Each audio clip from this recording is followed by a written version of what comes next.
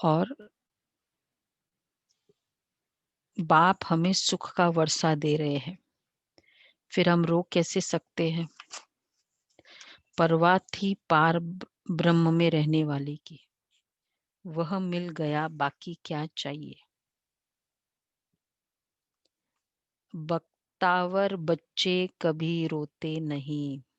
देखो important point है, जो फॉर्चुनेट बच्चे हैं वह कभी रोएंगे नहीं। अगर रो रहे हैं मतलब अनफॉर्चुनेट है। ओम शांति। रूहानी बाप बैठ बच्चों को एक बात समझाते हैं। चित्रों में ऐसा लिखना है कि त्रिमूर्ति शिव बाबा बच्चों प्रति समझाते हैं। तुम भी किसको समझाते हो तो तुम आत्मा कहेंगे। शिव बाबा ऐसे कहते हैं, ये बाप भी कहेंगे, बाबा तुमको समझाते हैं। यहाँ मनुष्य मनुष्य को नहीं समझाते, लेकिन परमात्मा आत्माओं को समझाते हैं, या आत्मा आत्मा को समझाती है। ज्ञान सागर तो शिव बाबा ही है, और वह है रूहानी बाप। इस समय रूहानी बच्चों को रूहानी बाप से वर्षा मिल रहा है।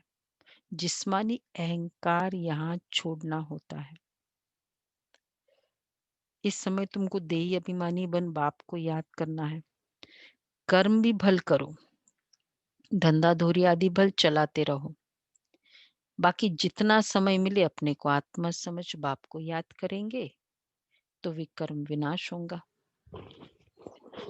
तुम जानते हो शिव बाबा इसमें आया हुआ है, वह सत्य है, चैतन्य है, सत चित आनंद स्वरूप कहते हैं ना। ब्रह्मा विष्णु शंकर अथवा कोई भी मनुष्य मात्र की यह महिमा नहीं है। ऊंच ते ऊंच भगवान एक ही है, सत चित आनंद स्वरूप। ये सिर्फ भगवान की है, परमात्मा की है। मीन्स ऑलवेज वो स्वरूप में रहते हैं। आत्मा आनंद स्वरूप है, पर वो डिग्रीज है ना उसकी, ऑलवेज रहती नहीं है। तो इस समय और किसी की वो महिमा है नहीं। बाप आते हैं, वह है ऊंचते ऊंचे। ज्ञान भी सिर्फ तुमको इस समय है। अभी कौन से ज्ञान बाबा हमेशा कहते बच्चे, सिर्फ इस समय तुमको ये सब ज्ञान मिला। तुम सब भगवान को जानते हो।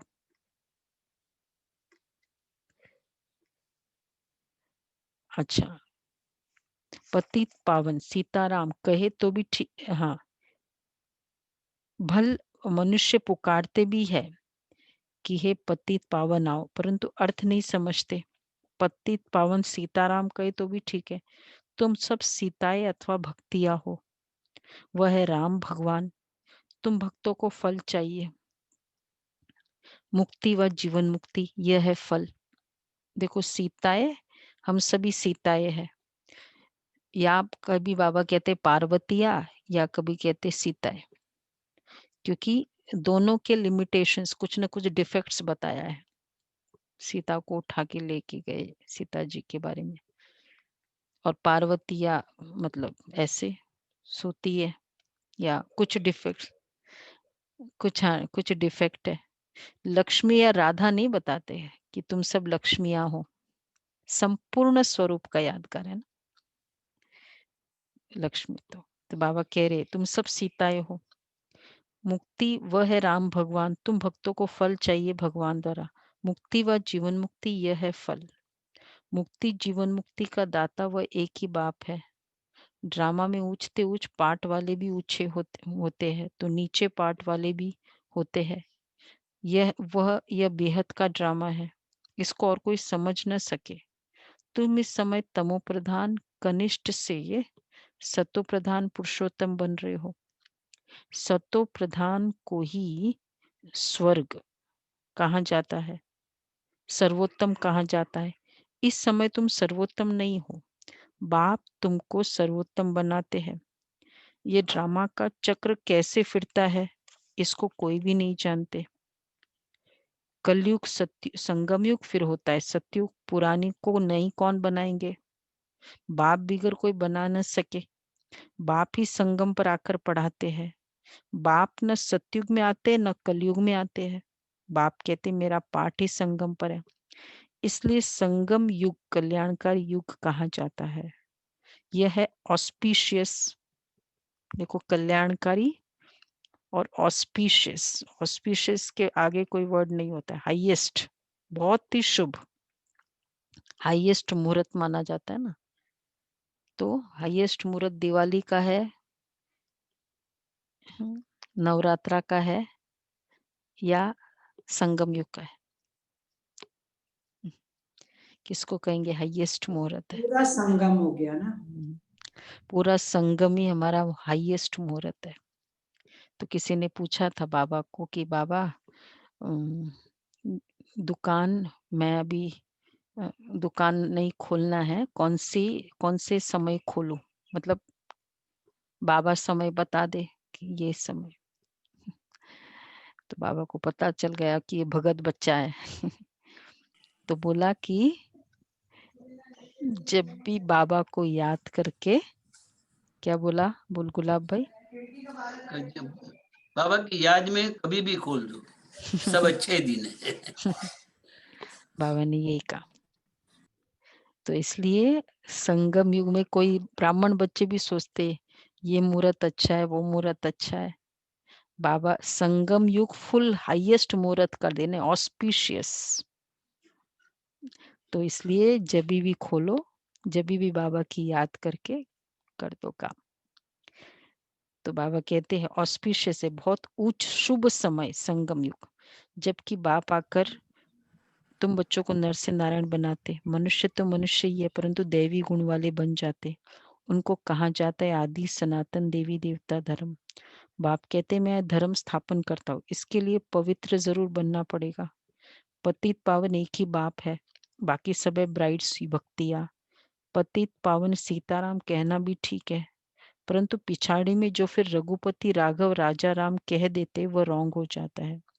मनुष्य बिगर अर्थ जो आता है सो बोलते रहते हैं, धुन लगाते रहते हैं। तुम जानते हो चंद्रवंशी धर्म भी अब स्थापन हो रहा है।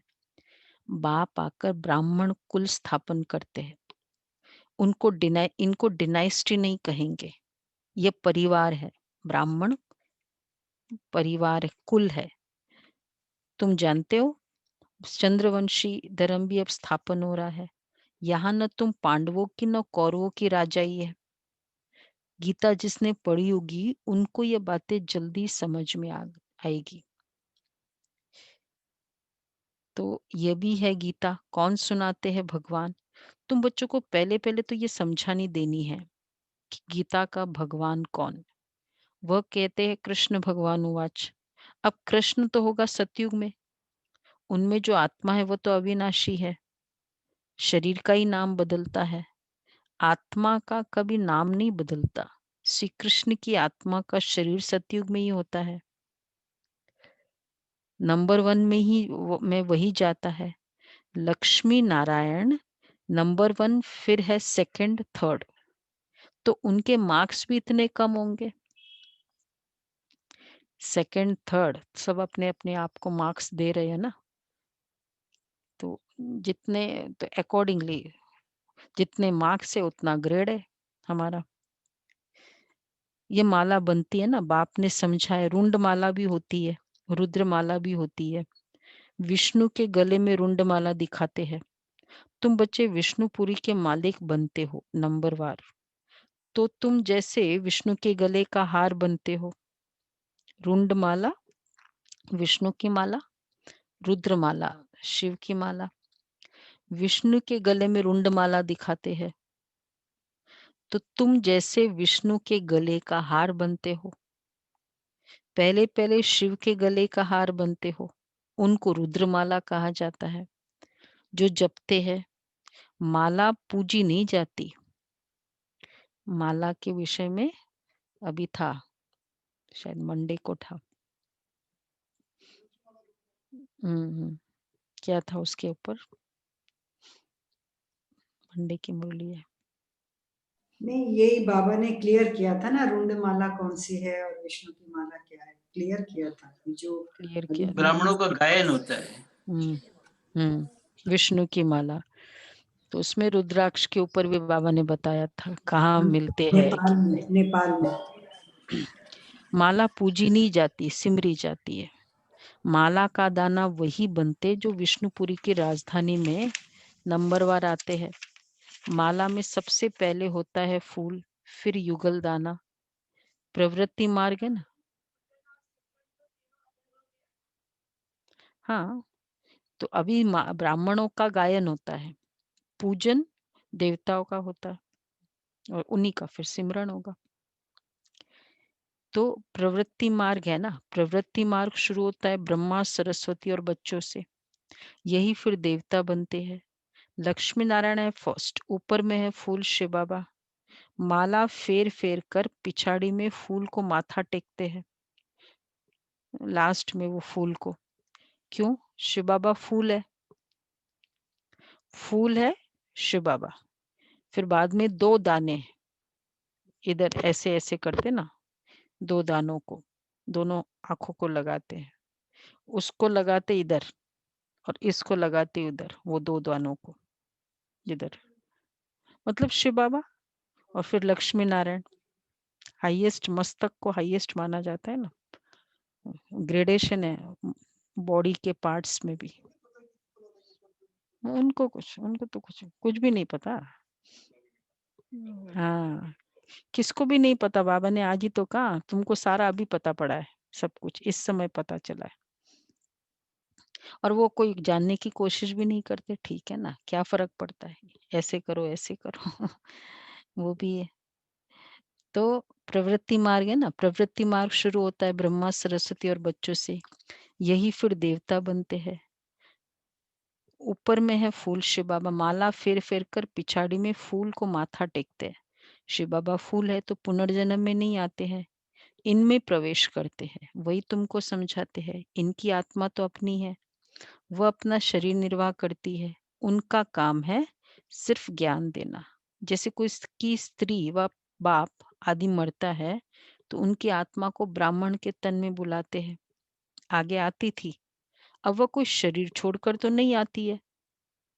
ये ड्रामा में पहले से ही नोंद है। क्या इसका ये लॉजिक है? शरीर छोड़कर नहीं आती है, भासना देती है, भासना होती है ना। अब जैसे वो तो सब होता ही है ना। बाबा कहते हैं भासना होती है, शरीर छोड़कर थोड़ी आ जाए, फिर तो वो शरीर। हाँ, ऊपर वाली कौन है फिर? जब वतन में है तब तो ठीक है, बट अदरवाइज जो आती है वो तो फिर तब तक तो शरीर ले चुके होती है ना। हम्म तो नहीं, वो तो उस तन की आवाज होती है, उसके बाबा की अलग बात है। बाकी हाँ, वो होता है। तो उनकी आत्मा को ब्राह्मण के तन में बुलाते, आगे आती थी, अब वो कोई शरीर छोड़कर तो नहीं आती है। यह ड्रामा में पहले से नोंद है, ये सब है भक्ति मार्ग। वो आत्मा तो गई, जाकर दूसरा शरीर लिया। तुम बच्चों को भी ये सारा ज्ञान मिल रहा है, इसलिए कोई मरता है तो भी तुमको कोई चिंता नहीं। आत्माभिमानी स्टेज बहुत हेल्प करता है ये सारी परिस्थितियों में, क्योंकि आत्मा, मैं आत्मा हूं, तो मैं आत्मा की क्वालिटीज क्या है? अजर, अमर, अविनाशी, न जन्मता है न मरता है न ये। तो जब आत्मा की ये क्वालिटीज है तो आत्मा का ये प्रोफाइल है, तो शरीर का ऑपोजिट है। तो मैं शरीर, तो सामने वाला कौन है? युगल कौन है? आत्मा है या शरीर है? हालांकि बेसिक नॉलेज है ये, बहुत बेसिक, मतलब बेसिक टू बेसिक, जो कोई भी भक्ति वाला भी जानता है। पर ज्ञान में भी कभी कभी आने के बाद बहुत समय तक हम प्रैक्टिस नहीं कर रहे होते। मैं आत्मा, मैं ऐसी, वो युगल, वो भी आत्मा, बच्चा, वो भी आत्मा है।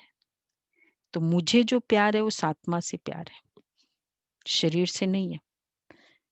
तो आत्मा, अब जब आत्मा है तो फिर आत्मा जिस समय तक पार्ट है, जब तक पार्ट है तब तक ही पार्ट है ना। किसी का पार्ट हम एक्सटेंड नहीं कर सकते ना, मेरा पार्ट कोई एक्सटेंड नहीं कर सकता है, उसका पार्ट मैं नहीं कर सकती। ना किसी के पार्ट को हम चेंज कर सकते हैं, ना एक्सटेंड कर सकते हैं, ना अदली बदली हो सकता है। हर आत्मा का पार्ट है, फ्रीडम दे उसको। ठीक है, जब तक उसका पार्ट है तब तक, जहां तक पार्ट है, फिर वो आत्मा अपना रोल करेगी, दूसरा पार्ट बजाएगी। इसलिए कोई मरता है तो तुमको कोई चिंता नहीं है। इसको कहेंगे अशरीरी अवस्था। शरीर रहते हुए शरीर, अशरीरी अवस्था योग की ही नहीं है केवल, लेकिन अवेयरनेस, ये फीलिंग, ये अशरीरी अवस्था है। तो इसलिए बाबा कहते हैं कि इसलिए कोई मरता है तो तुमको चिंता नहीं है। अम्मा मरे तो भी हलवा खाना है। बच्ची ने, शांता बहन का मिसाल है, तो बच्ची ने जाकर उनको समझाया कि तुम क्यों रोते हो। उसने तो जाकर दूसरा शरीर लिया, रोने से लौट थोड़ी आएगी।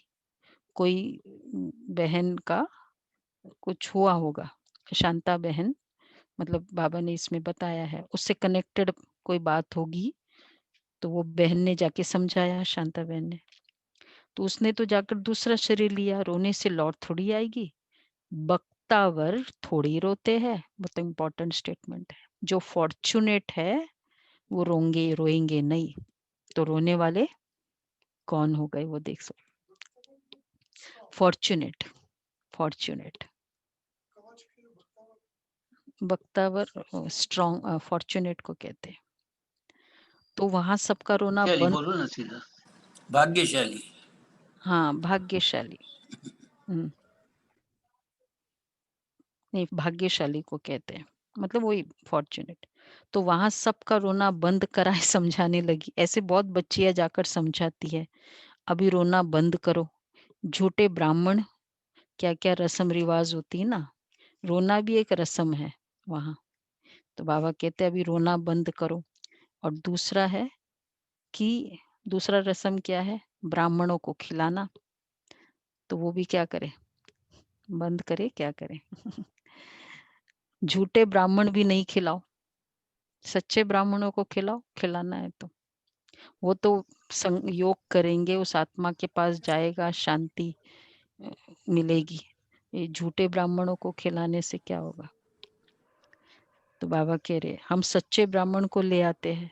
ये बच्ची ने कहा, किसी के घर में शरीर छूटा, तो बोला हम झूठे ब्राह्मणों को नहीं, मतलब पहले तो वैसे समझाया, हम सच्चे ब्राह्मणों को ले आते, फिर ज्ञान सुनने लग जाते हैं।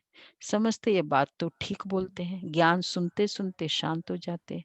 7 दिन के लिए कोई भागवत आदि रखते हैं तो भी मनुष्य के दुख दूर होता है। ये भी एक रस्म है। तो पहला रस्म है रोना, दूसरा रस्म है ब्राह्मणों को खिलाना, तीसरा ये भागवत सप्ताह रखते हैं, उसके 7 दिन का कोर्स रख दो। गढ़ पुराण रखते, गढ़ पुराण। गढ़ पुराण, अच्छा अच्छा। गरुड़ या गढ़? गरुड़, गरुड़ पुराण होता है दीदी। हाँ गढ़ पुराण बोलते उसको। हाँ। गरुड़, गरुड़ तो पुराण फिर तो अच्छा है, ये 7 गरुड़। दिन का कोर्स रख लो उनके लिए। सच्चे ब्राह्मणों को बुलाओ और फिर ये का कोर्स रखो। ऐसे बहुत बच्चियां हैं, तो समझते ये बात तो ठीक बोलते हैं, ज्ञान सुनते सुनते शांत हो जाते हैं। ये बच्चियां तो सबके दुख दूर कर देती है। तुम समझते हो रोने की तो दरकार ही नहीं, ये तो बना बनाया ड्रामा है। हर एक को अपना पार्ट बजाना है, कोई भी हालत में रोना नहीं चाहिए। इसलिए तो हम प्रैक्टिस रोज कर रहे हैं, न्यारा प्यारा, अति न्यारा, अति प्यारा। इतनी इतनी रमेश भाई के शरीर छोड़ा था ना, तो यहाँ सब पूरे बॉम्बे के ब्राह्मणों को बुलाया था, हाँ, सच्चे ब्राह्मणों को। सच्चे ब्राह्मणों को। तो बाबा ने कहा रोना नहीं है। कितनी प्रैक्टिस अभी जिसके साथ रह रहे, क्योंकि हम किसके लिए रोते हैं, जो जिनके साथ रहेंगे उनके लिए रोते हैं, जो दूर है उनके लिए तो रोएंगे नहीं। तो एवरी मिनट ये प्रैक्टिस, आज का अच्छा प्रैक्टिस होगा। ये आत्मा है, और आत्मा देखकर ये क्लियर हो कि इस आत्मा का जितना पार्ट है वो मेरे साथ है। जिसके साथ होते हैं स्कूल में भी, कॉलेज में भी, हम किनके साथ होते थे, हमको पता था ना कि भाई 10th तक आप साथ में हैं, 12th तक साथ में है। तो बाबा कहते हैं रोना नहीं है, तुम समझते हो रोने की दरकार ही नहीं है, कोई भी हालत में रोना नहीं चाहिए। क्यों नहीं रोना चाहिए, क्या बताया आज, इम्पोर्टेंट स्टेटमेंट। वक्तावर जो होते वो रोते हैं। बेहद का बाप टीचर गुरु मिला है, जिसके लिए तुम इतना धक्का खाते रहते हो। पार ब्रह्म में रहने वाला परम पिता परमात्मा मिल गया, तो बाकी क्या चाहिए। बाप देते ही सुख का वर्षा, तुम बाप को भूल जाते हो, तब रोना पड़ता है। बाप को याद करेंगे तब खुशी होगी। ओहो, हम तो विश्व के मालिक बनते हैं, फिर 21 पीढ़ी कभी रोएंगे नहीं। 21 पीढ़ी अर्थात पूरे बुढ़ापे तक आंसू नहीं आएगा। अकाली मृत्यु नहीं होती है तो अंदर में कितनी गुप्त खुशी रहनी चाहिए। अब फिर हम रह भी रहे मृत्यु लोक नाम ही है, तो क्या न्यूज़ सुनेंगे रोज। इसको कलयुग नहीं कहते, इसको क्या कहा जाता है भक्ति में भी। तो फिर जब नाम ही ये लोक है, अब हम क्या कहेंगे, वो तुंद्रा रीजन में रहते हैं, तो फिर क्या एक्सपेक्टेड है भाई, उतनी ठंड तो एक्सपेक्टेड है ना, कि भाई रीजन ही वैसा है। तुम जानते हो माया पर जीत पाकर जगत जीत बनेंगे, हथियार आदि की कोई बात ही नहीं। तुम हो शिव शक्तियां, तुम्हारे पास है ज्ञान कटारी, ज्ञान बाण। उन्होंने फिर भक्ति मार्ग में देवियों को स्थूल बाण खड़ग आदि दे दी है। बाप कहते ये ज्ञान तलवार से विकारों को जीतना है। बाकी देविया कोई हिंसक थोड़ी ही है, वह ये सब है भक्ति मार्ग, साधु संत आदि है निवृत्ति मार्ग वाले। वह प्रवृत्ति मार्ग को मानते ही नहीं। तुम तो सन्यास करते हो सारी पुरानी दुनिया का, पुराने शरीर का। अब बाप को याद करेंगे तो आत्मा पवित्र हो जाएगी, ज्ञान के संस्कार ले जाएंगे, उस अनुसार नई दुनिया में जन्म लेंगे। अगर यहाँ भी जन्म लेंगे तो भी कोई अच्छे घर में राजा के पास, वह रिलीजियस घर में वह संस्कार ले जाएंगे। कल ही डिस्कस किया था ना हमने। देखो बाप ज्ञान जो आत्मा ज्ञान में आ चुकी है और जितनी अच्छे से धारण कर रही है, तो वो ज्ञान के संस्कार ले जाएगी। और फिर अगर यहाँ जन्म ले जाएगी, अगर नई दुनिया में, तो अब तो बात ही मत पूछो।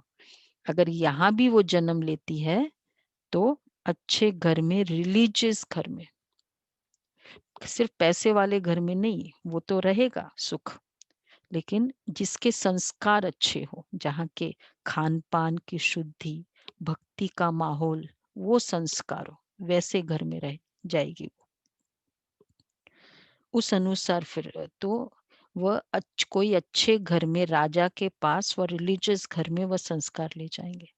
तो ज्ञानियों के लिए वैसे ही चिंता नहीं करने की जरूरत है।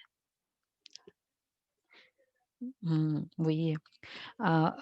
प्रकाश मणि दादी के लिए बताते हैं ना, बाबा जितने बार भी गुलजार दादी के तन में दादी आई या संदेशी भेजा बाबा, तो कि वो ऐसे घर में जन्म लिया है, प्रकाश मणि दादी मेल का तन है, जो पानी भी भगवान की याद में पीते हैं, एक एक गुट पानी पीते तो भगवान की याद करते, ऐसे घर में उनका जन्म हुआ। फिर बाबा को पूछते थे ना, निर्वैर भाई धीरे धीरे कर करके पूछे, भाई बाबा है का।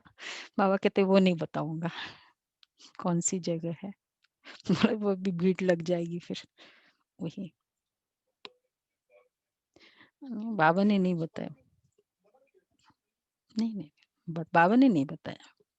सबको प्यारे लगे, देखो फिर क्या होगा। जो ज्ञानी होंगे कैसे होंगे, रिलीजियस घर में जाएंगे, सबको प्यारे लगेंगे, कहेंगे ये तो देवी है। उसकी बात बाबा ने बहुत बोला कि उसमें प्रकाश है, वो आत्मा में, वो बच्चा जहाँ जन्म लिया, और उसकी बात मतलब पूरे घर वाले मानेंगे, कहेंगे ये तो देवी है।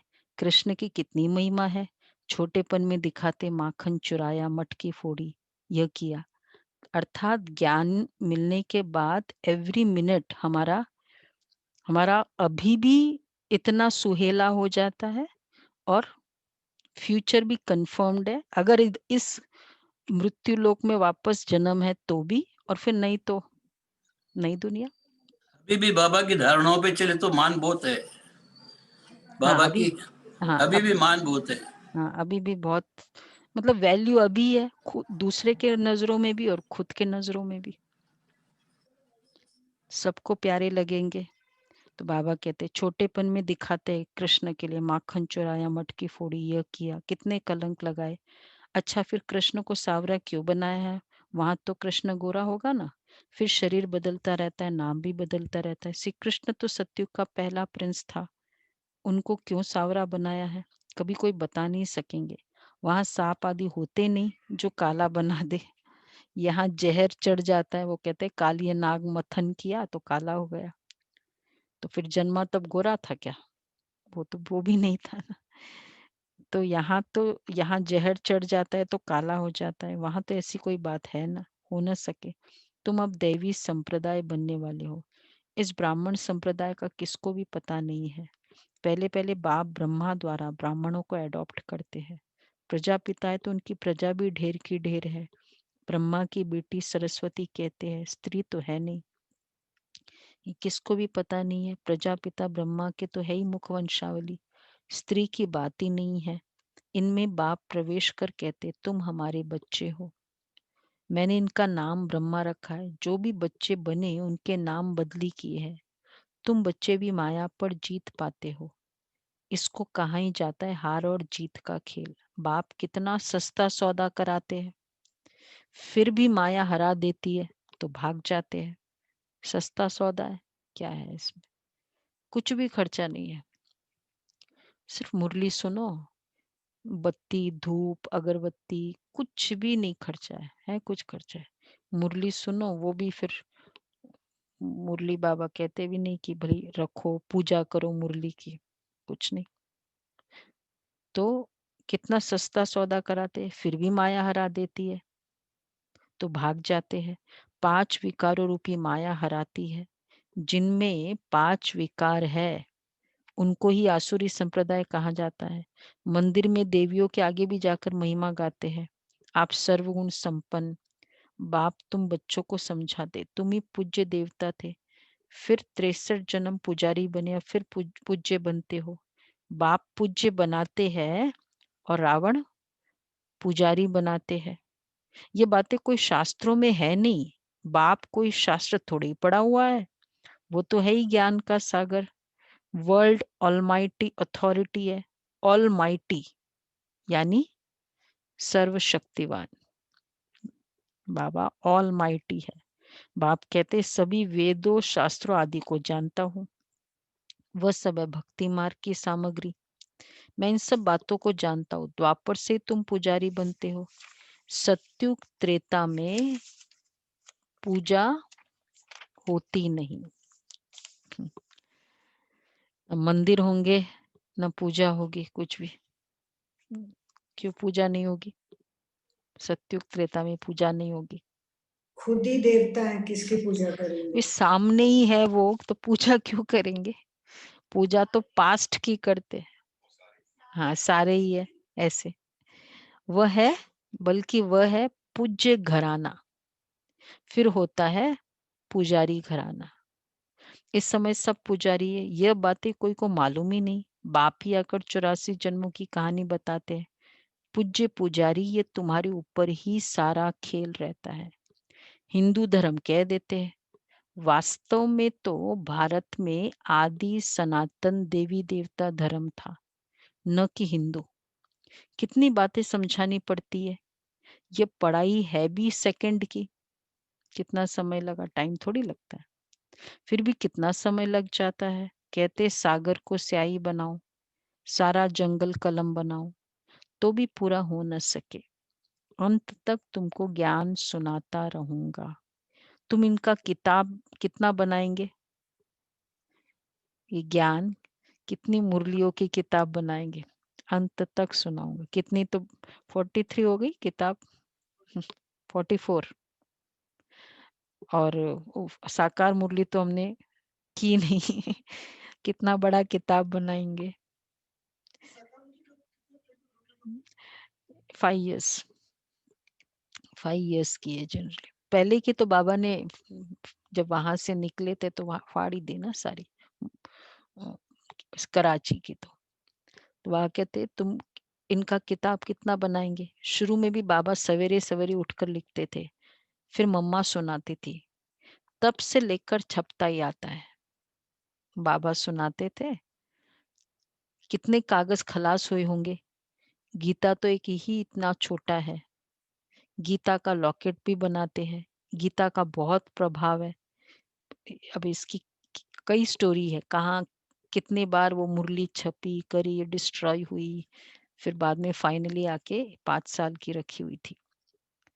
तो गीता का लॉकेट भी बनाते हैं। गीता का बहुत प्रभाव है, परंतु गीता ज्ञान दाता को भूल गए हैं।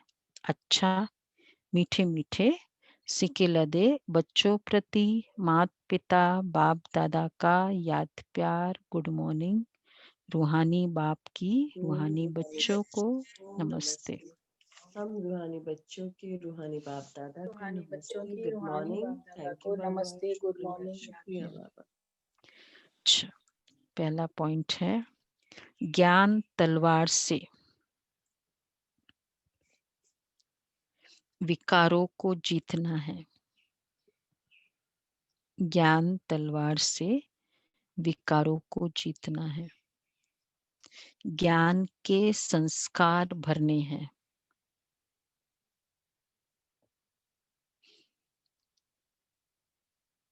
पुरानी दुनिया और पुराने शरीर का संस्कार करना है। पुरानी दुनिया पुराने शरीर का संस्कार करना है।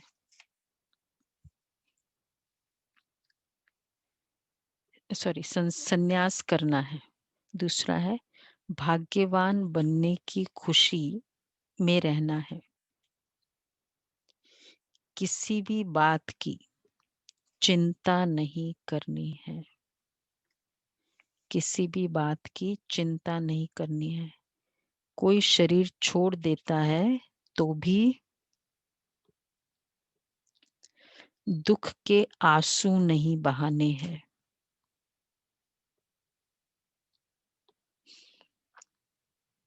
कोई शरीर छोड़ देता है तो भी दुख के आंसू नहीं बहाने हैं। वरदान है ताज और तख्त को सदा कायम रखने वाले निरंतर स्वतः योगी भव। ताज और तख्त को सदा कायम रखने वाले निरंतर स्वतः योगी भव। वर्तमान समय बाप द्वारा सभी बच्चों को ताज और तख्त मिलता है। अभी का यह ताज व तख्त अनेक जन्मों के लिए ताज तख्त प्राप्त कराता है। अभी का ताज और तख्त। ताज कौन सा है? पवित्रता का, जिम्मेवारी का ताज। जिम्मेवारी का, तो विश्व कल्याण की जिम्मेवारी का ताज। और तख्त दिल तक दिल तख्त नशीन, बाबा का दिल। नशीन हाँ, बाबा तो के दिल तख्त और बाप दादा का दिल तख्त सदा कायम रहे तो निरंतर स्वतः योगी बन जाएंगे। उन्हें किसी भी प्रकार की मेहनत करने की बात नहीं, क्योंकि तो एक तो संबंध समीप का है, दूसरा प्राप्ति अखुट है। जहां प्राप्ति होती है वहां स्वतः याद होती है। तो बाबा ने कहा ताज और तख्त। अभी ताज और तख्त चाहिए। जो अभी ताज और तख्त पहनेगा उसको फिर भविष्य में ताज और तख्त मिलेगा। तो अभी है विश्व कल्याण, जिम्मेवारी की ताज, जिम्मेवार आत्मा बनना। एक जिम्मेवारी होती है और एक जिम्मेवार बनना है आत्मा। तो जिम्मेवार आत्मा बनना, जो स्वयं जिम्मेवार होगा ना, नेचर होती है, एक सिंपल सिम्टम है जिम्मेवारी का कि अगर सपोज नहीं आए, मैसेज करो, जिम्मेवारी होती है। तुमको ये करना था, नहीं किया, मैसेज करो। मैसेज भी नहीं करे, बताए भी नहीं, कुछ भी नहीं करे, तो जिम्मेवार, जिम्मेवारी और जिम्मेवार, तो ये है जिम्मेवार आत्मा। हर जगह रिस्पॉन्सिबल फील करता है। नहीं, ऑटोमेटिक जो नहीं होता है तो भी बताएंगे, होता है तो भी बताएंगे, अपडेट करेंगे। छोटे छोटे सिम्टम होते हैं, तब तो विश्व कल्याण की जिम्मेवारी। और दूसरा है बाप दादा का दिल तख्त, तो उन्हें किसी भी प्रकार की मेहनत की बात नहीं। तो इसलिए दिल, बाबा के दिल तख्त में मैं बैठ सकता हूँ, बैठता हूँ या बैठने के लायक हूँ, तो जिनका ये दोनों होगा, ताज होगा, वो तख्त में भी बैठेगा। कि तख्त होगा या ताज होगा? तख्त पहले या ताज पहले? पहले ताज पहले पहनेंगे तख्त, तब तक ताज पहले। फिर पहले ताज फिर तख्त। बाबा के दिल तख्त पे कौन बैठेगा? पहले ताज होगा। जिम्मेवार हो। हाँ, वो फिर वो राज्य तख्त में होगा ना, यहाँ संगम युग का ये रस्म है। तो जहाँ प्राप्ति होती है फिर याद होता है। तो आज का स्वमान होगा है, स्वमान रहेगा, मैं ताज और जिम्मेवार, ताज और तख्त को धारण करने वाली स्वतः योगी। ताज याद रहेगा और तख्त याद रहेगा। स्वतः योगी आत्मा हूँ। स्लोगन है, प्लेन बुद्धि से प्लान को प्रैक्टिकल में लाओ तो सफलता समाई हुई है। प्लेन बुद्धि को, प्लान को प्रैक्टिकल में लाओ तो सफलता समाई हुई।